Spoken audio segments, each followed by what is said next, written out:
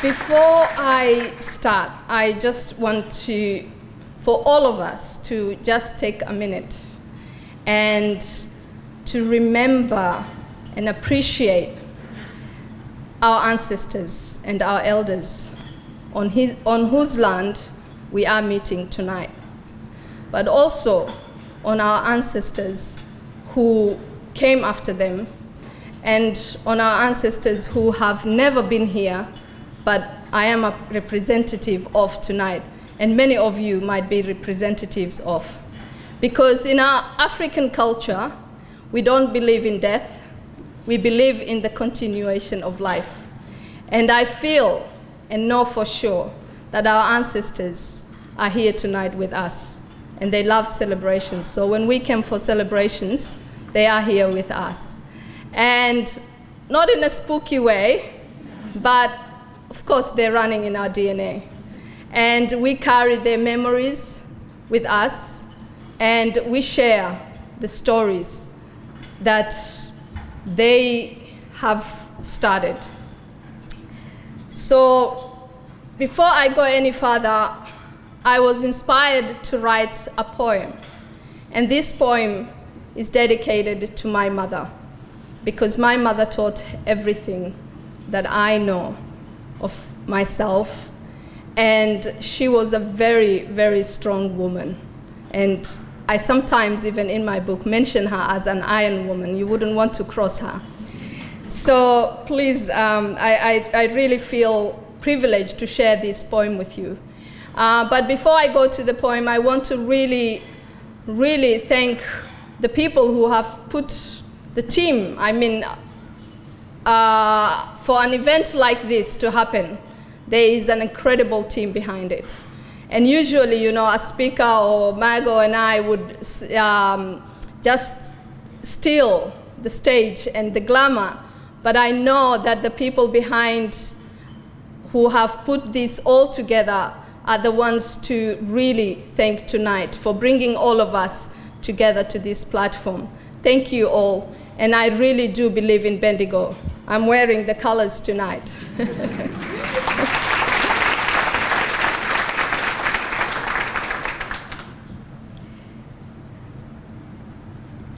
So my poem is called Remembrance. And my mother always used to say, remember. My Hoyo would always say, and Hoyo in the Somali language is mother. Remember, my Hoyo would always say, souls are timeless entities that choose intentionally the destiny of their lives. Remember, my Hoyo would always say, you are a mother, not only to your own, but to all. Remember, my Hoyo would always say, we host these souls not only in our wombs, but in our homes too. Remember, my Hoyo would always say, these souls are looking for nourishing sustenance in their life's journey and don't mind in the vehicles or dimensions they travel. Remember, my Hoyo would always say, it is an honorable encounter to break bread with these journeying souls. Remember, my Hoyo would always say, these souls travel in groups with a message of glad tidings, which is timely and precise. Be present and calm in your manner of interaction, speech, and listening to hear their words of inspiration. Remember, my Hoyo would always say, these souls come in the spirit of the night, dark and devilish, and in the spirit of the day, bright and beautiful. Remember, my Hoyo would always say, these souls are always on your side, in times of upheavals and in times of ease. And I'm sure all these souls, all of us are present here tonight to share not only bread, but our stories. I come from an oral culture that is really big in storytelling. And our language, the Somali language, was written only in 1972. So we don't have the luxury of reading much of our ancestors. It is something that was just passed on through storytelling. And when we came to Australia, and in settings like this, it was really hard for us to impart the knowledge of our ancestors to our young ones. And that's what prompted me really to write this book that I have written. And it took me 3 years to write the book in a writing class, but it took me another 3 years to really think about if I wanted to share that intimately, because I felt that this was a story that was very personal to me, but I also felt the need for our children to understand where we have come from. And that need was not very apparent to me in the beginning. So I came 17 years back. I was 30 years of age. I had 4 children, and I came with my husband, and I was pregnant with my 5th child. And believe me when I say I am one of the luckiest refugees, because I came through the reunion visa. And the reunion visa means that you have a family member already here. So we had my husband's brother, my husband's father and mother here. And they welcomed us, which was great. So the first 3 months was like a honeymoon for us. We had come from a lot of hardship, and so the government also resettled us beautifully in a beautiful suburb in Melbourne, in Brighton. And at that time, ignorance is bliss. I had no idea what Brighton was. Every white person to me was just a white, a white person. And slowly, I started to uncover the differences between the transitional home that I lived in, which was a few suburbs before it, which is called Moorabbin. So in Moorabbin, things were, you talk to your neighbors were okay. And then we moved on to Brighton. And the first few weeks when we moved in, our next door neighbor installed cameras in his house. And at the time, we didn't realize why he did that. But, 3 weeks later, he visited us, and he had this, big knock on the door, and I opened it. And he said, "By the way, I'm your next door neighbor. My name is John, and your children's ball is in my court, and my dogs dig. So please, could you not let your children's ball come to my backyard?" And he left. At the time, we were watching Neighbors. And my children, the universe has an amazing accounting, system. Because 2 weeks later, John's ball was in our court.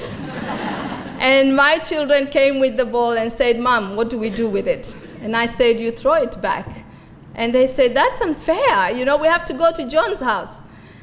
They were very curious. They wanted to see what this double-story house with a big fence looked like. And so was I, but I was afraid of John. And so we settled in slowly. And a few months later, my husband and I were already, I think we caught up a little bit with the Brightoners, and my husband was mowing the grass outside. And he happened to do a little bit of John's area. And fortunately, John was home that day.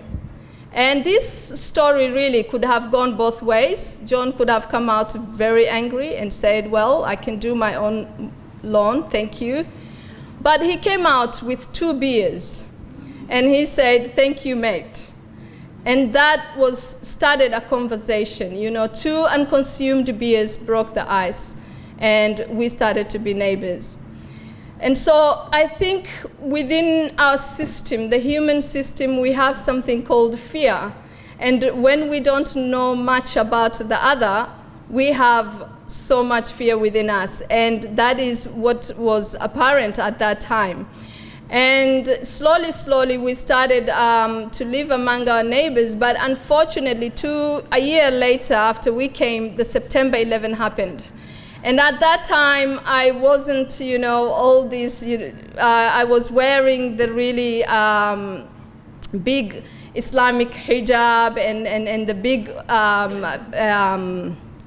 it's called buibui in our language, and it's the big dress, it's very black.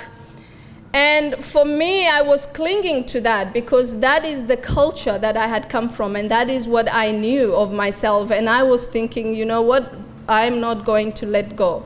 And I was also afraid of this new culture that I had come into. But what I think really opened my heart and my mind and made me want to be part, to understand this community, was when my 4-year-old daughter, who was born in the heart of this community, reached kinder.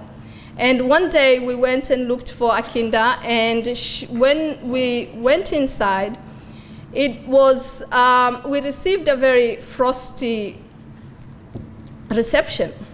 And as we all know, communication is way more than words. And I felt something, nothing bad was really said. So when we came out, my daughter asked me, "Mom, did they not want me because I am black?" And I think that's when the penny dropped for me.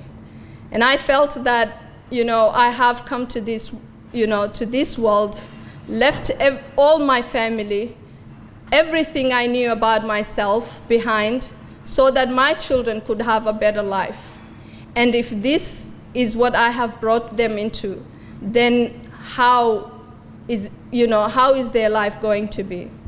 So I think that started for both my husband and I to really open our eyes and say, what kind of a life do we want our children to have here? Do we want them to always look over their shoulder and feel that they are different? So we realized that was not our purpose. And the amazing thing about, not many people know about the journey of refugees. When you are a refugee and you come to a new country, the basics of life, when the basics of life is taken care of, what happens is that your household goes into a system of shock. Your children go to school, and then in school they're learning something, different, and they're understanding the culture around them. When they come home, you want them to have your culture as well. And slowly, there is a resistance from the children to the, my husband. Our children, started to understand themselves as Australians. They stood up to us, and they would question what, we were teaching them. And, as the importance, I also learned in this journey the importance of storytelling. Because as much as we would like our children to understand much about our culture and to have, to love it, unfortunately, we came with a very inflated currency. And I believe that culture is a currency. My children would question me and say, "Tell me one thing that is beautiful about our culture for me to like it." Because everywhere on television and in the media, everything that they saw was negative about not only the Somali culture, but the Western culture, the African culture. And most of it in the Somali country, we had all this turmoil that was going. So we were dealing with all these stories that I was myself questioning. And to top up that, they were seeing what the media's understanding of Africa is. There is famine, and there is all, taking photos of people who are at their desperate moments in life, and then saying we need to, help these people, is not, a way of dignifying a people. And so I realized one day I was telling my children, finish up your food. Because if you don't, there are children starving in Africa. And I realized that I had taken on the story. And you tell a story about someone and tell it again and again, they become the story. That is when I realized that I was not even telling the story that I needed to tell about myself. And that's what prompted me to go into to this community and to understand them and to really bring back how these people got here. And then one day in my home, I was looking out of the window and I saw this woman in her lycra and pushing a pram with her dog and, running. And I felt, wow, that's a very resilient woman. And she became like, how does she do that? And not only that picture, but I also saw the Western woman everywhere. I saw her as the teachers of my children. I saw her as my doctor. I saw her everywhere. And I felt that, I need to know her understanding and understand this woman. And I became very curious. At that time, we had progressed. Mohammed had gone back to school. He came with no word of English, and now he could speak English. Not only that, but he also wanted to start his own business on web design. He became a web designer, and I was going to help him on administration. And we were starting up a family. But again, intuitively, I was called to this, became really curious about this Western woman, and I wanted to see her in her natural habitat and how she parented, how she, So I chose to go and work in Brighton Homes. So I went out there and I worked in Brighton Homes, and then I was called into Aged Care Center. And to cut a short story long, I really, put myself out there until I knew all that I could learn about the Western culture.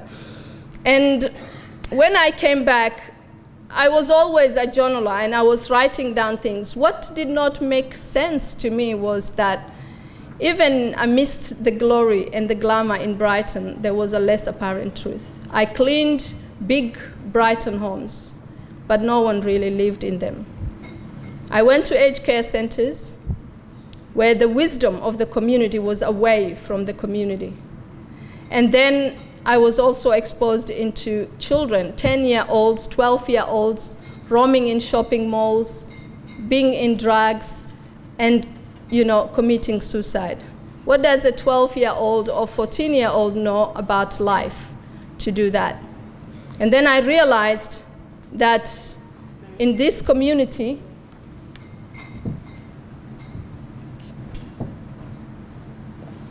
there was something that was missing. There was the sense of community missing here as well. And as I said in my poem, my mother always used to say, she literally used to say, you are a mother not only to your own, but to all. And I became concerned as a mother. And I wanted to go out there and talk to the Western woman and, share my story. So I started a business called Cook with Mariam. And I went back into Brighton Homes again, but this time as a business owner. And I started cooking. And I started teaching them the wealth of our culture, the wealth of the African story.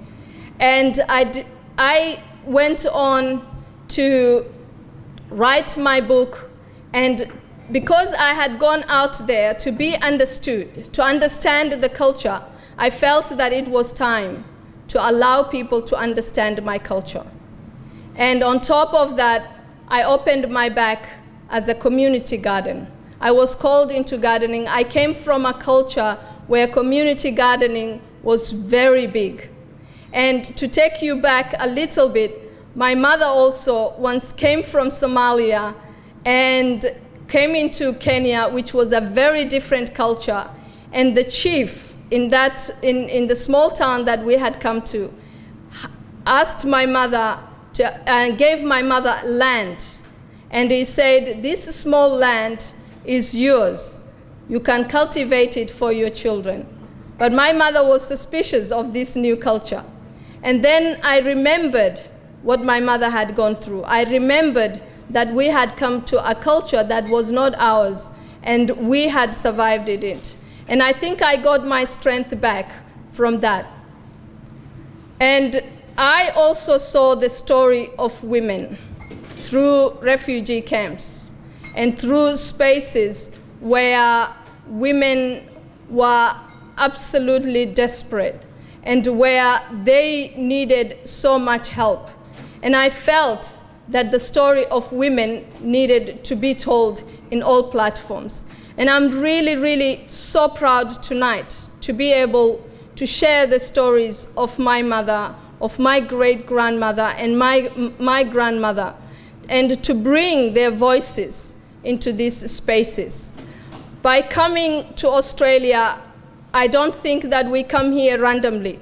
We have come here to share our stories. We have come here to remember what we have lost of ourselves and to also remind you what you have forgotten about yourselves. And there is an amazing African word that is Ubuntu. And Ubuntu means I am because you are.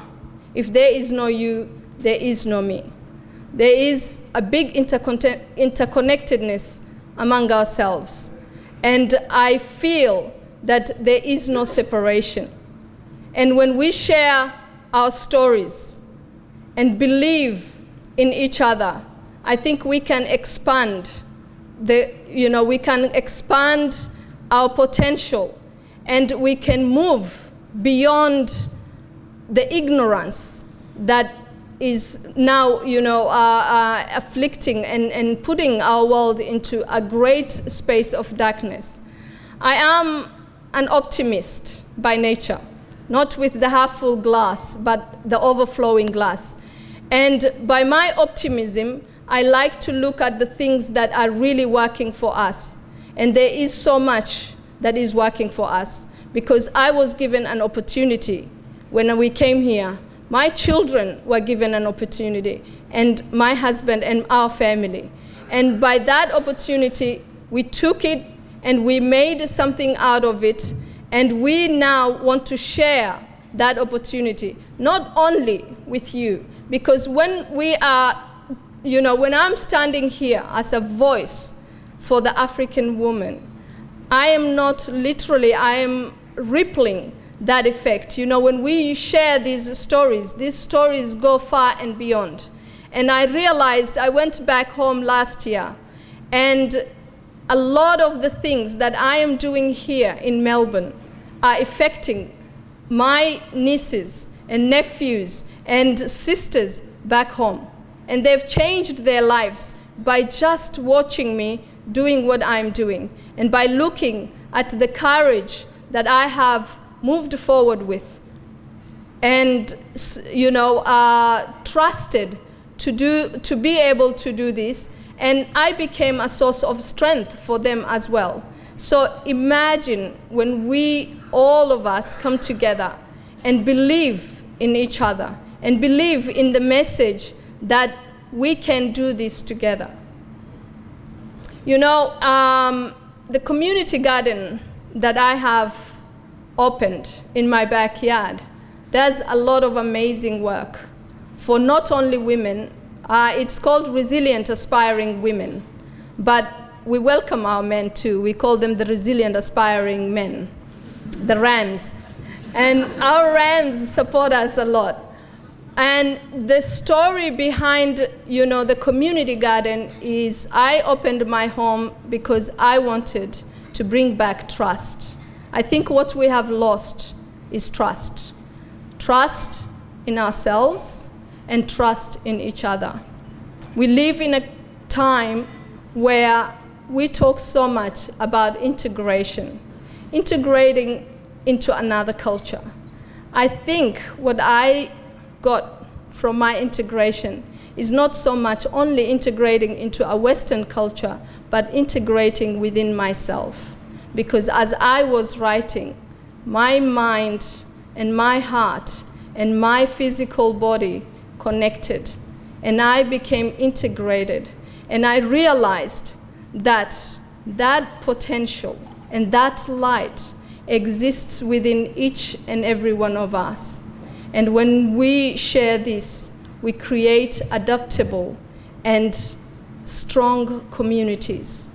And when we do that for the people who are not quite there yet, and we don't do it in debates, but we do it with compassionate conversations, where we come together like this and share a meal and trust each other. Believe me, we all want the same thing in life. And that thing is the simple thing of just being happy. And in closing, I think I'm out of time. Am I? I still have time.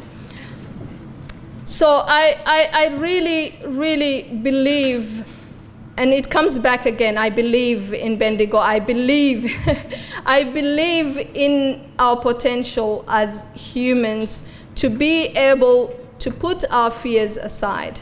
You know, the word fear has been put into an acronym, and they say fear is false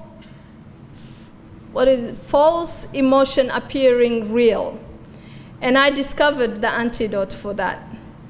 The antidote we all know is love. And then one day in my prayer, I asked, love, what does it mean? Because we use the word love, and we use it very loosely. We don't even understand, most of us. We have been withholding this love from ourselves and from others. So what is it? I asked God, what is this love? And in my meditation, the 4 letters, the acronym that came for me, the antidote for fear, is the first letter, listen deeply. The second letter, observe with no judgment. The third letter is validate emotion. So when we look at this feeling, this false appearance of, the false emotion that appears real, and we really listen deeply to it, and we observe it with no judgment, and we validate this emotion, what comes up for us is the answer, that it is just a fear, and it's got nothing in that can hold us. And imagine when someone sits across you, and comes with anger, or comes with a hatred, and you just give them that moment of listening deeply and observing them with no judgment and just validating their emotion. I think those people will change when you do that. And I have realized that when we come from that space of compassion, and we let go ruling ourselves, or coming from the head space, and we drop into that heart space, we can really change our world. And I know that from experience, because my world has changed, and it has changed unimaginably. I want to share with you stories of mothers who have been through the war and have been victims of war. And one mother had her 2 children in the boat when they came from Somalia coming to Kenya, and the boat capsized. And the mother had to let one of her child so that she could rescue the other one. She let go of the older one in the hope that he might be able to swim, and she rescued her younger one. Unfortunately, that mother lost both of her children. And another mother I saw with my own eyes took her child and left him. The child was crying of hunger, and the mother could not tolerate that. She put the child down and walked away. So I believe that no mother in the 21st century should let go of her child's hand in the midst of, tragic space. And no mother should walk away from her child because he's hungry or she's hungry. And it's so amazing that we live in these amazing times where we create technology and we have gone to the moon and farther, and yet we don't know how our next door neighbor has woken up. And to me, that is mind-blowing, because I know for sure that we can do so much about that. And not even only physical doing, but even in the sense of understanding that that sort of reality exists. And when we opened my garden, I work with refugees and asylum seekers. And we invited some of the asylum seekers held in Broadmeadows. And we asked them, we asked the people who are holding them, and we said, we will just have a day out for them and cooked lunch for them. And these were Tamil men, 6 men were brought to the garden, and those 6 men lived in the asylum seekers for 5 years. They have never seen out for 5 years. And when they came to the garden, they had guides with them. And these are men who have just come to these shores to ask for asylum. And yet, we make them prisoners. And it was so disheartening to me, because I realized that when I came, things were so different. At that time, I was welcomed. Not only did I have family, but I was also welcomed by the majority of the Australian, community. And by going into these communities, I know that we all have a big heart, and that our leaders are coming from a space of fear. But we cannot allow our leaders to do that. We have to be the ones who are their moral compass. We have to lead them and guide them. And by doing that, I think we need to also use compassionate conversations with them. Because when we are using debates and we put our hands up at them, they will wear their shields and they won't be able to talk to us. So how do we open this conversation with our leaders from a space of compassion? How do we say, we understand, but this is the right thing to do? And I think history has a way of really repeating itself. And we are readers, we are people who understand what the world has been through. And we know that by what Hitler did, that we cannot use the same things to come again and again. And so, as a Somali woman, as a Muslim woman, and as an African woman today, and also as an Australian woman, I am sending my plea to all of you to come to this journey of compassion with me, and to stand up together, to say no to violence, and to say no to this hatred and to this fear, and to be able to welcome the people that we host in our country, because we can. Thank you.